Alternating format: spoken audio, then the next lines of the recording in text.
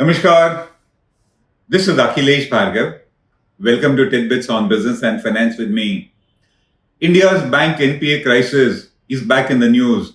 In fact, to be honest, it has never gone away from the news, but this time it is back on the headlines because of the Reserve Bank's recent financial stability report, which has discussed this crisis all over again.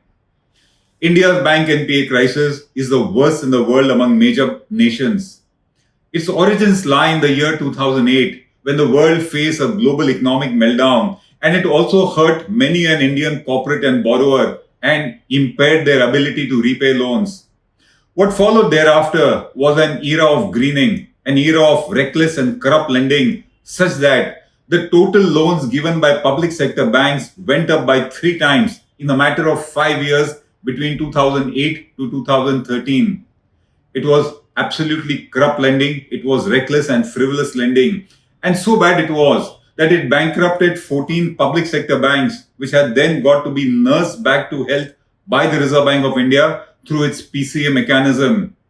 It also compelled the government to further recapitalize all these bankrupt banks. Between 2016 to 2020, the government of India pumped in an additional 3.57 lakh crores in order to recapitalize these bankrupted banks. These banks were sick. The sad part is that this crisis continues to be unresolved and NPAs in the banking system are mounting. There's a resurgence taking place. The RBI had warned last year that it expects that bank NPAs, which at that time were at 8.5% in the system, that was the ratio at that time, the NPA ratio, it said that it expects it to go up to 12.5% by 31st March 2021 and perhaps even to 14.8% later on. And the RBI's financial stability report confirms this assessment of the RBI all over again. The report says that the rising NPAs are a threat to financial stability in India, and it then says that the Reserve Bank expects that the NPA ratio of banks is expected to shoot up to 13.5% by September 2021 as against a mere 7.5% a year ago. In its assessment, COVID has triggered an economic slump in the country and it has hurt the borrower's ability to repay loans. The RBI expects that because of this rise in NPAs, the capital adequacy ratio of at least 9 banks will fall short and they will need further recapitalization by the Government of India. It therefore tells the banks that because of the congenial liquidity conditions which are prevailing at present, banks must try to augment their capital, they must try to raise resources, they must raise capital and be prepared when they will badly need it all over again. The fact is, as we said, in the last 5 years, between 2016 to 20, the government has pumped in 3.57 lakh crores by way of additional capital in public sector banks. But the sad part is that these banks are huge wealth destroyers. The present market capitalization of public sector banks in India is a mere 4 lakh crores as against 3.57 lakh crores pumped in just the last 5 years. Another estimate says that in the last 12 years or so, the government has pumped in about 10 lakh crores by way of additional capital in public sector banks. And what do we have today? A market cap of mere 4 lakh crores. That's the kind of public wealth that they have destroyed.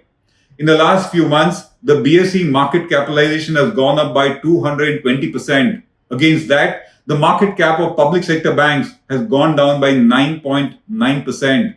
They have been wealth destroyers. They have destroyed public wealth. The NPA position that the Reserve Bank says of these public sector banks is now going to be the worst in the last 22 years. It has aggravated in such a bad manner. And the RBI is not the only authority to say that the financial situation of banks is getting bad, it is getting pathetic and worse because of the NPA crisis. There are many other agencies and persons who say that a huge NPA buildup is in the offing. According to McKinsey and Company, public sector banks in India will take a hit. They will record a loss of at least 12 lakh crores from now to the year 2024. And that's on account of NPA losses and also on account of revenue foregone because of bank capital being eroded and impairing their ability to do business of lending. Abhijit Banerjee, the Nobel Prize winner, says that public sector banks in India are in a zombie state today. They are half dead. And that's because of NPAs, according to him. In his opinion, banks in India are not in a good health, and that would be found if they are investigated. It would be found, according to him, that they are in the red. He further says that banks today in India, the public sector banks, do not have further capital to lend, and that bad is their position. Modi says that because of the weak economic conditions in India, the ability of borrowers to repay loans has been hit. It has been hit badly, and the worst hit, according to Moody's, is going to be the MSME sector, and there'll be rising NPAs on account of the MSME sector loans. Former Finance Secretary S.C. Garg says that he expects that NPAs in India will rise by another 10 lakh crores. And yet another retired senior bureaucrat, R. Gopalan, says that he expects that there will be a build-up of at least 6 to 9 lakh crores of additional NPAs in India in the coming months. The sad part is that bank NPA crisis remains unresolved, even though everybody has always recognized this crisis. And that's because, according to us, it is the government which has been reluctant to compel banks to recognize NPAs immediately and take action against all those who are the wrongdoers, particularly those who indulge in fraudulent loans. The government has let banks delay the recognition of these NPAs, and because of that, all those fraudulent borrowers and lenders and their accomplices have gone unpunished, and that explains why the crisis continues to fester. Even now, the government continues to postpone the recognition of this crisis, and if the crisis is not recognized, if the NPAs are not recognized, do not expect their resolution.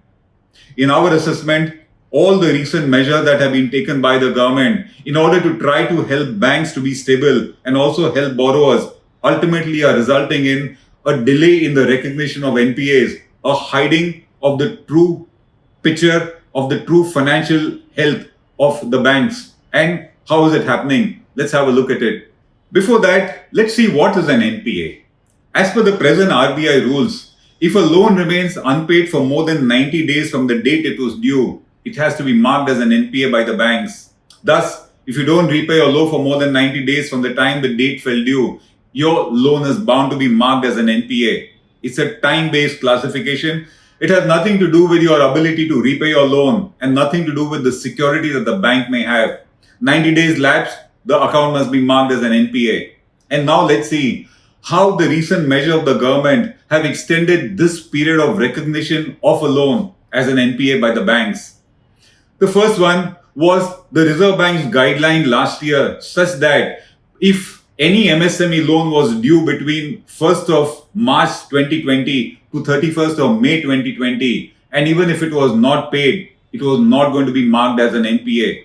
An additional time of 90 days was given to the MSME accounts, such that their loan repayment tenure before it gets marked as an NPA got extended to 180 days. So the first postponement of recognition of NPAs. The second, of course, was the moratorium. The moratorium gave you time to repay your loans until 31st of August. You didn't need to repay them, and the period got further extended. By virtue of that, even if you did not repay your loans because there was a moratorium, they could not be marked as NPA. Then came restructuring of loans. The banks have been given the authority to restructure loans by a period of 2 years, such that if you're not able to repay your loans, they get restructured. You get additional 2 years to repay your loans, and the marking of the NPA again gets postponed. The estimate is that about 50% of the loans that are getting restructured or have been restructured by banks will eventually become an NPA. And that explains how restructuring of loans by banks has only postponed the inevitable, which is the account going bad. After that, we had the ECLGS, the Emergency Credit Line Scheme of the government, by which banks gave loans. These banks gave loans, and sadly the experience is the loans were given only to green the accounts, such that the borrowers got additional money only to repay their loans in future and avoid the loans going bad, avoid the NPA being recognized. Yet another measure. Then you had the suspension of the IBC by the government by 1 year, and by virtue of that, banks are not going to be able to take action against new NPAs that have emerged during this period.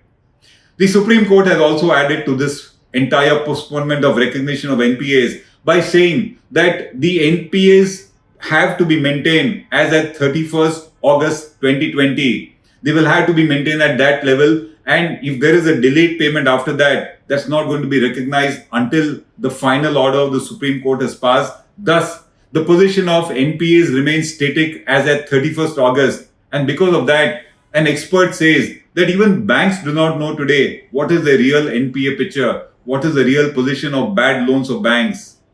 As if all this was not enough, a recent report says that the government is in talks with the Reserve Bank of India asking the RBI to increase this period of 90 days to 120 days. And by that, once the Reserve Bank accepts it, if you do not repay your loans by a period of 120 days after they are due, they are not going to be recognized as an NPA. You have been given further time. Bank has been given further time to delay the recognition of the NPA. To us, this is where the problem lies. Delay in recognition of NPAs by the banks.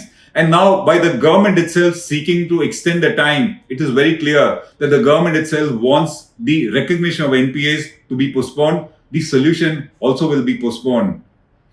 The larger picture, according to us, is postponement of recognition of NPAs by banks is not a cure. It only postpones the inevitable. It hides the true picture. It hides the true reality. We do not come to know what is the true financial position of the banks. And in the meanwhile, their capital only gets eroded. We do not know the true picture of the lender. We do not know the true picture of the borrower. And that only festers the crisis. It only becomes bigger.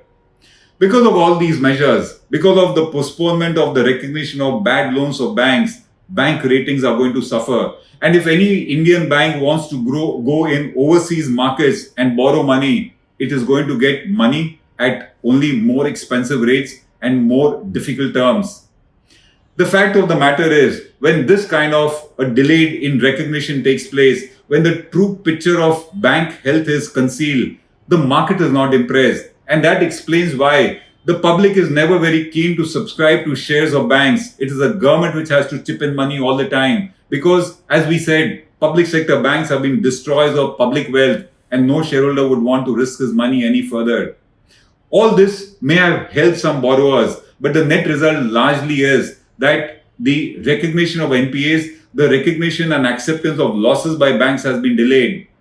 With the government's recent move of asking the RBI to extend this period, it's very clear that banks are being encouraged to indulge in only further window dressing.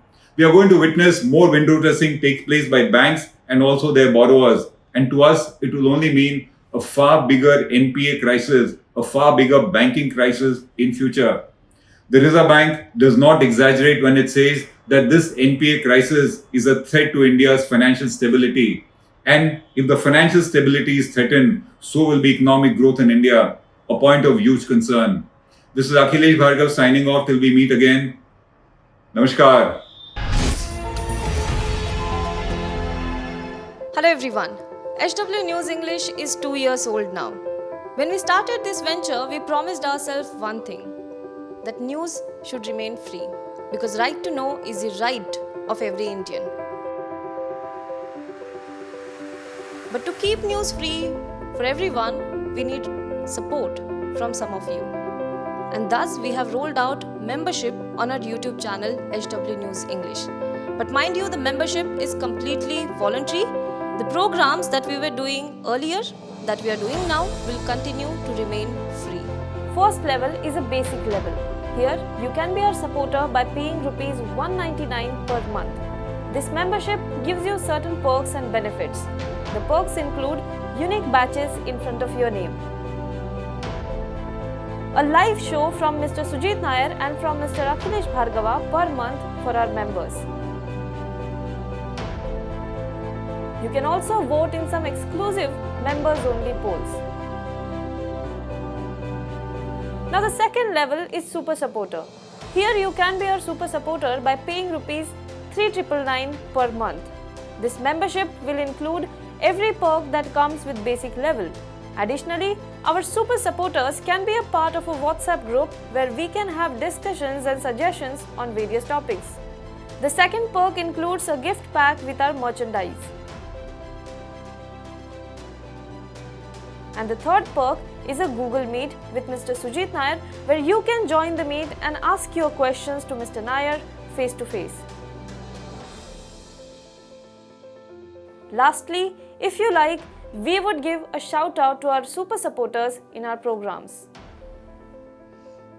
So, hope to see you soon with our badges.